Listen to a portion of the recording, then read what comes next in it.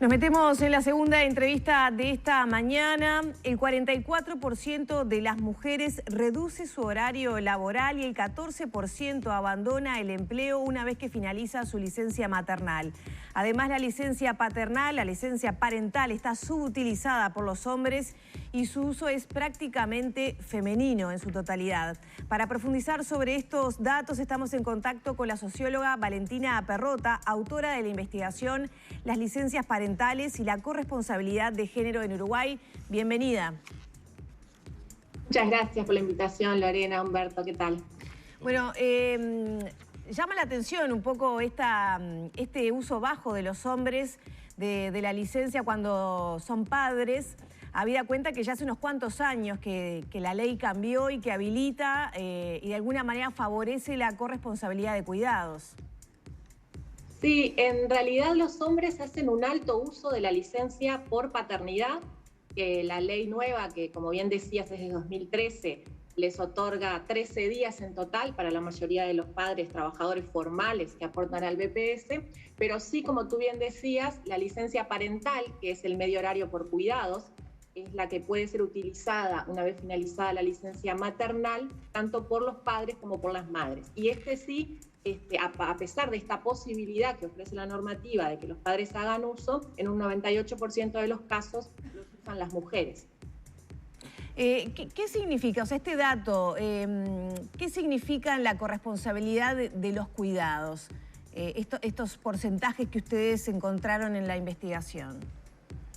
Bueno, la corresponsabilidad en los cuidados hace alusión a el poder compartir una responsabilidad que es social, que es de toda la sociedad, tanto entre varones y mujeres, lo que sería la corresponsabilidad de género en los cuidados, como entre distintos actores que componen una sociedad y que tienen responsabilidades en los cuidados.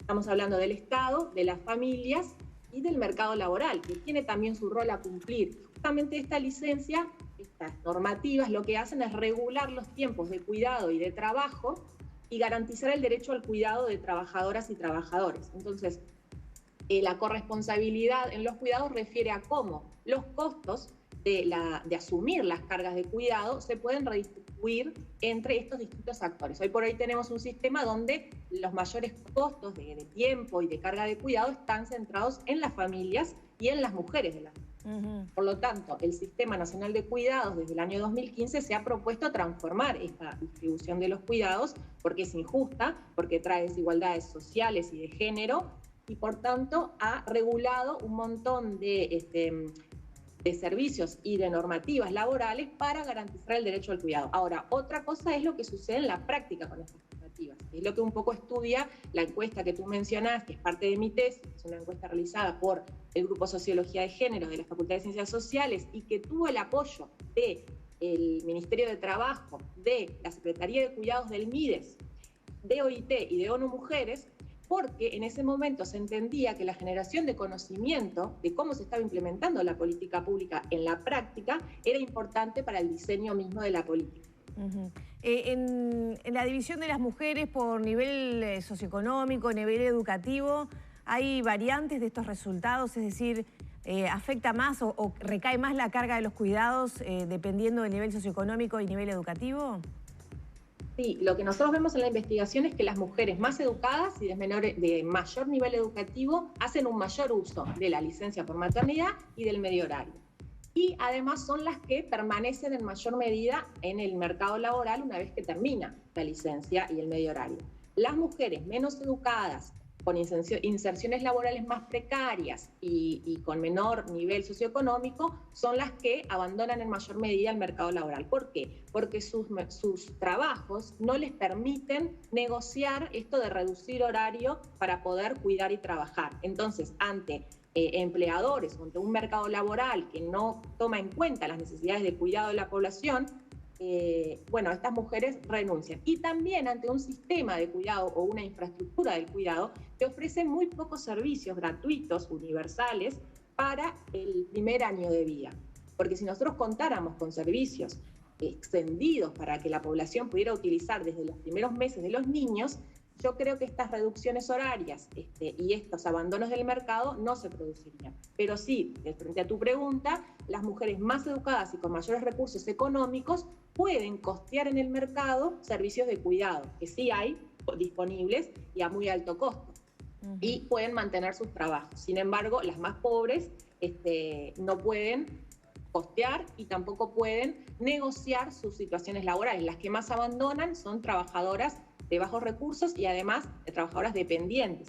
Es decir, las profesionales tienen un margen, y sobre todo las trabajadoras independientes, de negociar, de reducir horario para poder trabajar. ¿Es lo ideal? No, no es lo ideal. Lo ideal es que tanto las licencias como los servicios se hagan cargo de que las familias puedan delegar los cuidados para poder sostener sus ingresos. Ahora, Valentina, ayer, sabés que justamente en el cierre de Arriba Gente, dábamos una información aquí que tiene que ver con un estudio que se realizó en Argentina por parte del Observatorio de Tendencias Sociales y Empresariales de la Universidad Siglo XXI, que concluía categóricamente en que la pandemia, específicamente la pandemia, había como que agrandado la brecha porque había sido mucho más perjudicial para las mujeres. De hecho, en sus conclusiones se habla de que están más agotadas, más apáticas, presentan mayores niveles de ansiedad, somatización y depresión que los propios hombres, porque sobre ellas ha recaído la parte más dura de la pandemia. Si a esto lo unimos a lo que acabas de describir, es decir, este año de pandemia, nos haría esperar un futuro con respecto al tema de las mujeres, al tema laboral, a las oportunidades, etcétera, etcétera, todavía bastante más preocupante. Absolutamente de acuerdo. Me alegro mucho de que estos temas formen parte de la agenda informativa. Es así como tú dices, un estudio de la CEPAL ha estudiado que las mujeres retrocedieron 10 años en sus tasas de participación laboral debido a la pandemia, y esto tiene que ver con varios factores, entre ellos el hecho de que desde las políticas públicas se ha hecho muy poco a nivel de la región y en Uruguay muy poco o casi nada para que estos costos del cuidado, cuando nosotros cerramos todos los centros educativos, todos los centros de cuidado, el cuidado viene 24 horas hacia el hogar. Y esos cuidados en el hogar no se distribuyen equitativamente entre todos sus miembros. Son las mujeres las que asumen las mayores cargas, como tú decías. Y esto tiene costos en sus ingresos, en su salud mental, como tú lo decías, porque cuidar tiene una implicación emocional, una implicación física, genera tensiones, y más cuando debemos articularla con cuidar y trabajar. En realidad, el teletrabajo lo que trae es trae el trabajo a los hogares. En realidad, el trabajo se supone está fuera del hogar y el cuidado en el hogar. Bueno, el teletrabajo junta estas dos funciones en el hogar. Y todas sabemos, todas quienes teletrabajamos y cuidamos, que esto genera muchísimas tensiones. Y también aquellas mujeres que además le suman la incertidumbre o la preocupación y la angustia de no tener la posibilidad de generar ingresos. Por lo tanto, es así como tú dices, la pandemia recrudece las desigualdades de género en los cuidados que ya estaban presentes, pero agranda las brechas, ¿sí? Y esto por falta de políticas públicas que consideren estos temas. ¿Por qué? Por ejemplo, en Argentina se resolvió que las mujeres y los varones que tuvieran hijos que cuidar, menores de 18 años o hijos con dependencia, con discapacidad que genere dependencia, tenían exonerada su asistencia al trabajo, público o privado, ¿sí? Es decir, que se justificaba la inasistencia. ¿Por qué? Porque se reconocía que hay una función social que se estaba cumpliendo en los hogares. Sin embargo, en Uruguay ninguna de estas medidas fue tomada para el sector privado. Se exhortó al sector privado de que al teletrabajo, de se exhortó a que se le teletrabaje, pero son las trabajadoras privadamente y en forma individual, negociando con cada empleador, si van a trabajar o no van a trabajar, porque tienen a sus niños 24 horas en sus hogares y porque además, en un primer momento, las abuelas que cumplen un rol fundamental en los cuidados en Uruguay, tampoco podían cuidar a sus hijos porque eran población de riesgo. Entonces todo esto aumentaba la carga de cuidados de los hogares de forma invisible y de forma privada. Y esto es lo que el sistema de cuidados ha intentado desde su comienzo transformar. Nosotras desde el Grupo Sociología de Género, la Facultad de Ciencias Sociales, estamos muy preocupadas por las señales que está dando el gobierno en relación al sistema de cuidados, por las no señales que está dando, porque no tenemos un plan de cuidados, porque no sabemos cómo se va a seguir en esta línea que tenía el sistema de cuidados de transformar la división sexual del trabajo, de transformar la cultura y la infraestructura de cuidado familista hacia una infraestructura de corresponsabilidad. ¿Qué pasos en este contexto de pandemia que tú describías, qué pasos debería seguir Uruguay para mejorar las condiciones, en este caso sobre todo de las mujeres, en realidad del mercado laboral en general, ¿no? Y de la sociedad en general? En este contexto, ¿qué primeros pasos se deberían dar a la luz del trabajo que ustedes hicieron? Bueno, escuchaba yo al ministro de Trabajo en su anterior entrevista y a mí me parece que tiene un rol clave a jugar el Ministerio de Trabajo en el sentido de priorizar en esta salida de la pandemia. Para hacerlo con perspectiva de género hay que priorizar aquellos sectores feminizados que se han visto fuertemente perjudicados, como el sector servicios, el comercio, el turismo, sectores donde se insertan las mujeres, el trabajo doméstico, el trabajo de cuidados. Es decir, hay que priorizar los sectores donde las mujeres están insertas. Esto quiere decir tomar medidas afirmativas que las coloque como población prioritaria.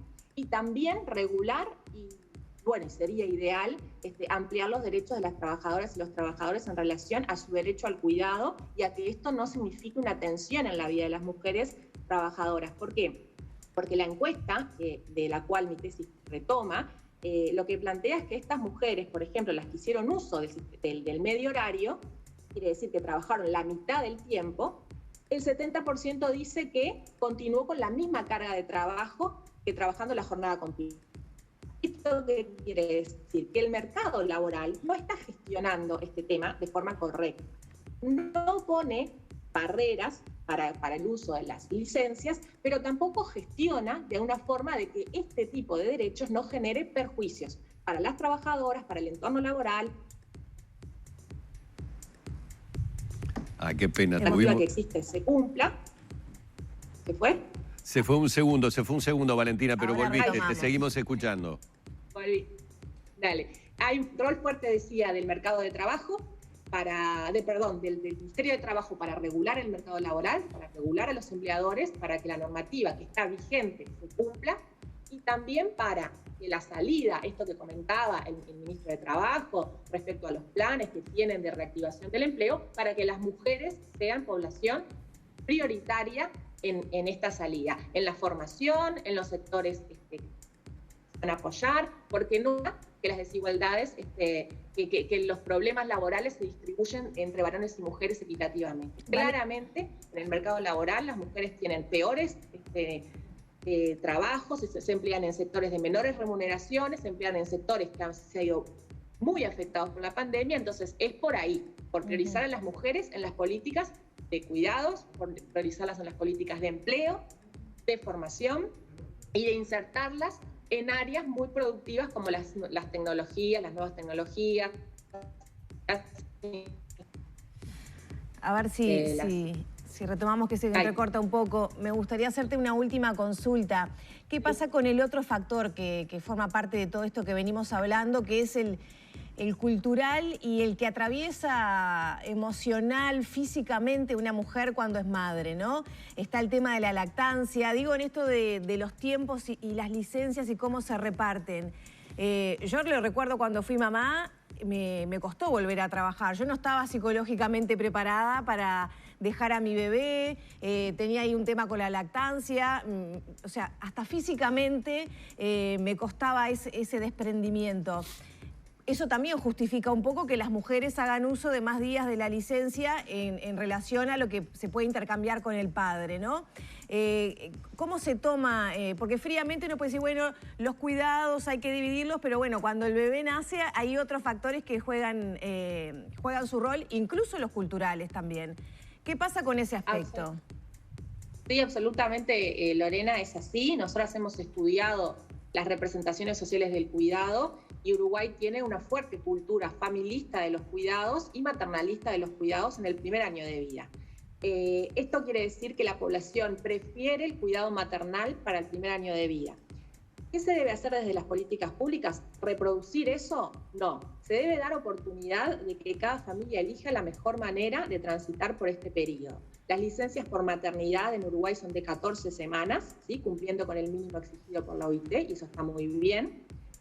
Pero no se extienden más allá de las 14 semanas de forma que sean maternalistas. Lo que hace el medio horario es darle la oportunidad a los padres, pero los hace competir, como tú decías, con la presencia materna en los primeros 6 meses de vida del bebé. Ahí se fue de nuevo. No, Ahí. te estamos escuchando bien. Bien. Lo que debería suceder es que los padres tuvieran sus meses, ¿sí?, propios, identificados, lo que se llama la cuota del padre en los países nórdicos, que no compitieran con el uso de la mujer, que fueran individuales e intransferibles. Eso es lo que sucede en los mejores sistemas desde el punto de vista de la igualdad de género, que son los sistemas nórdicos. Por ejemplo, en Islandia, la madre tiene 4 meses, el padre tiene 4 meses, y luego hay 2 meses de uso familiar que se distribuyen como quieran. Pero hay más meses de uso individual e intransferible que de uso familiar. Es decir, que no hay competencia. La madre usa sus primeros 4 meses, el padre los usa después, siempre a usar en el primer año de vida. España fue por el mismo camino y aplicó una reforma recientemente. Lo mismo, 16 semanas la madre, 16 semanas el padre, que no se pueden transferir entre unos y otros. Si no los usan los padres esos 16 semanas, no los puede usar nadie. Entonces, de esta forma le damos flexibilidad y le damos la oportunidad a los padres que efectivamente hagan uso mientras la madre retorna al empleo. Esto es muy importante. Los padres van a poder ejercer su derecho al cuidado y transformar su subjetividad hacia el cuidado y aprender a cuidar, porque cuidar es un trabajo que las mujeres aprendemos, no nacemos sabiendo cuidar. La capacidad biológica que tenemos de gestar y de amamantar no nos da biológicamente condiciones para ser buenas cuidadoras. Esto son cuestiones culturales. Y aprendemos a cuidar desde que somos muy chiquitas. Y los varones también pueden aprender a cuidar. Entonces, el contar con sus meses de cuidado, de licencia, para cuidar solos, mientras su pareja retorna al empleo, es muy importante, porque los varones generan sus rutinas propias, se dan cuenta de lo complicado que es, de las tensiones emocionales, de que no es todo una diversión cuidar niños menores de 1 año, de que es complejo, de que necesito poner el cuerpo, de que tengo sueño, de que estoy cansada y de que tengo que estar atenta todo el tiempo o atento a las necesidades del bebé. Por lo tanto, la forma de transformar estas culturas, como tú decías, es que los papás ejerzan el derecho al cuidado, tengan estas licencias que les permitan transformarse en cuidadores primarios, no en cuidadores que ayudan a la mamá o en cuidadores que todo el tiempo llaman a la mamá a ver lo que tienen que hacer. No, en cuidadores que resuelven las necesidades de sus hijos, que son aptos y que ese cuidado se empieza a normalizar y que las madres, como todas quienes fuimos madres, cuando delegamos el cuidado y vemos que eso es totalmente natural y que los niños no tienen ningún problema con eso, ni que vayan a un centro, ni que sean cuidados por sus padres, bueno, lo normalizamos. Bueno, cuando los padres en estas sociedades nórdicas, por ejemplo, hacen uso de estas licencias, ese cuidado se normaliza. Y se normaliza también en el mercado laboral. ¿Qué quiere decir se normaliza? Deja de ser una excepción. Es decir, el mercado laboral no les sorprende que haya padres que hagan uso del medio horario. Como sí sucede ahora, que son un 2%, donde es una excepción y donde reciben burlas, quejas, etc. En los países nórdicos, donde esto tiene 20 años de implementación, se espera que los padres hagan uso de esos 4 meses de licencia parental. Entonces eso es un comportamiento naturalizado y esperado. Y eso, hacia eso se debería apuntar. Lamentablemente Uruguay reformó las licencias en el año 2013, 20 años después de que los países nórdicos ya se habían dado cuenta que no bastaba con permitirles a los padres el uso, sino que había que generar incentivos particulares para que hagan uso, como por ejemplo las cuotas de padres. Valentina, muchas gracias por estos minutos con Arriba Gente. No, muchas gracias a ustedes, Lorena. Pasen bien. Cerramos por aquí entonces el diálogo con la socióloga Valentina Perrota, autora de la investigación, las licencias parentales y la corresponsabilidad de género